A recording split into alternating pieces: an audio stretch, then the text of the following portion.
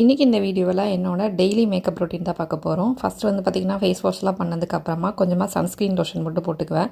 இது வந்து பார்த்திங்க அப்படின்னா குட் வைப்ஸோட சன்ஸ்க்ரீன் லோஷன் SPF 30 வரும். இது வந்துட்டு ரொம்பவே வந்து பார்த்திங்கன்னா சன்ஸ்க்ரீன் வந்துட்டு நல்லா ஒரு ப்ரொடெக்ட் பண்ணி கொடுக்குன்னு சொல்லலாம். நெக்ஸ்ட் வந்து பார்த்திங்க அப்படின்னா சாஃப்ரான் க்ரீம். இது வந்து நிறைய ஃபேன்சி ஸ்டோர்ஸில் கிடைக்கும். VJ John அப்படின்னு சொல்லிட்டு இந்த பிராண்டோட நேம்.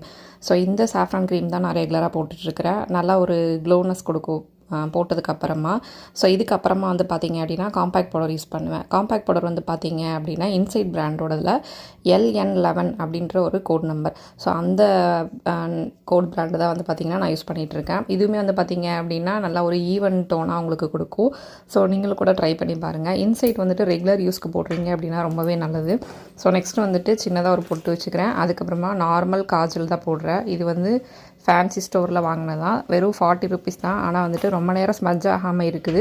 ரெகுலர் யூஸ்க்கு இதே போதுமானது. அடுத்ததாக வந்து பார்த்திங்க அப்படின்னா ஐப்ரோ ஷேட் வந்து பார்த்திங்க அப்படின்னா உங்களுக்கு நான் வந்து பவுடர் டைப்பில் இருக்கிற ஐப்ரோ பேலட் தான் யூஸ் பண்ணிகிட்ருக்கிறேன். ஸோ இது வந்து பார்த்திங்க அப்படின்னா ஐப்ரோ ஃபில்லிங் ஆல்ரெடி எப்படி பண்ணுறது அப்படின்னு சொல்லிட்டு ஒரு வீடியோ கொடுத்துருக்குறேன்.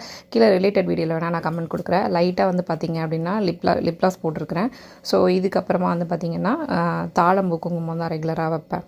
ஸோ இதுதான் வந்து பார்த்திங்க அப்படின்னா என்னோடய டெய்லி மேக்கப் ரொட்டீன். ஸோ இதுக்கப்புறமா சின்னதாக வந்து பார்த்திங்க அப்படின்னா கொஞ்சமாக சந்தனம் வைப்பேன். ஸோ நெக்ஸ்ட் வந்துட்டு பூவெல்லாம் வச்சுட்டு கிளம்பியாச்சு. இதுதான் ரெகுலராகவே நான் பண்ணிகிட்ருக்கிறது. இது போக எங்கேயாவது ஃபங்க்ஷன் போகிறேன் அப்படின்னா ஃபவுண்டேஷன் மட்டும் லைட்டாக ஒரு கோட் மட்டும் நான் ஆட் பண்ணுவேன். ஸோ அவ்வளோதான். இது எப்படி இருக்குன்னு கமெண்ட்டில் சொல்லுங்கள். தேங்க்யூ.